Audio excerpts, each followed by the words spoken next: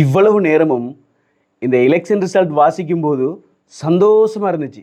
ஆனால் மட்டக்களப்பு மாவட்டத்தை வாசிக்கும்போது போஸ்டல் ஓட்டில் கொஞ்சம் வருத்தமாக இருக்குது. சரி, எது எவ்வாறாக இருந்தாலும் மக்களுடைய உரிமையை பயன்படுத்தி இருக்கிறாங்க.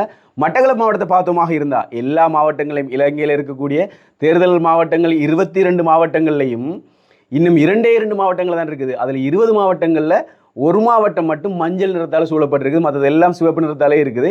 சரி, மட்டக்களப்பு மாவட்டத்தை பார்த்தோமாக இருந்தால் போஸ்டல் ஓட் மூலமாக இலங்கை தமிழரசு கட்சி 5236 வாக்குகளை பெற்று முன்னணியில் இருக்கிறது. தேசிய மக்கள் சக்தி 3412 வாக்குகளை பெற்று 2ஆம் இடத்தில் இருக்கின்றது. தமிழ் மக்கள் விடுதலை புலிகள் என்கின்ற கட்சி 1383 வாக்குகளை பெற்று 3ஆம் இடத்தில் இருக்கின்றது.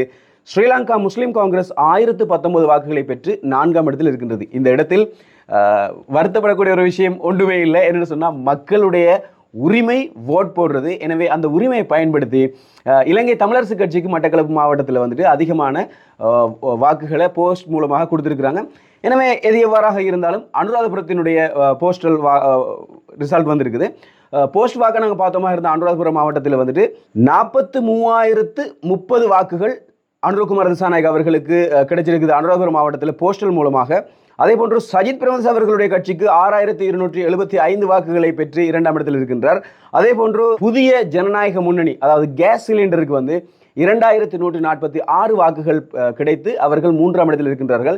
ஸ்ரீலங்கா பொதுஜன பெரமுன மஹிந்த ராஜபக்ஷ அல்லது நாமல் ராஜபக்ஷ அவர்களுடைய அந்த கட்சியினுடைய ரிசல்ட்டை பார்த்தோமாக இருந்தால் 876 வாக்குகளை பெற்று 4ஆம் இடத்தில் இருக்கிறாங்க. எது எப்படி பார்த்தாலும் மொத்தமான வாக்கு நாங்கள் எடுத்து பார்த்தோமாக இருந்தால் தற்போதைக்கு அனுரகுமார் திசாநாயக்க நம்ம ஜனாதிபதியினுடைய வாக்குகளை நாங்கள் பார்த்தோமாக இருந்தால் 16,99,642 வாக்குகள் கிடைக்கப்பெற்றிருக்கின்றது. அதே போன்று சஜித் பிரேமதாச அவர்களுக்கு 3,91,383 வாக்குகள் கிடைக்கப்பெற்றிருக்கின்றது.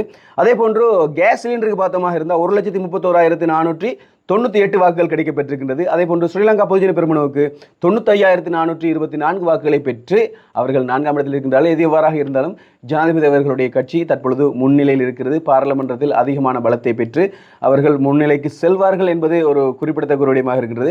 எனவே பொறுத்திருந்து பார்ப்போம் இன்னும் என்ன நடக்கப் போகிறது. மட்டக்களப்பு கொஞ்சம் போஸ்டல் ஓட்டில் தோல்வி அடைஞ்சிட்டது ஜனாதிபதியுடைய பக்கம் அப்படின்னு தான் சொல்லலாம்.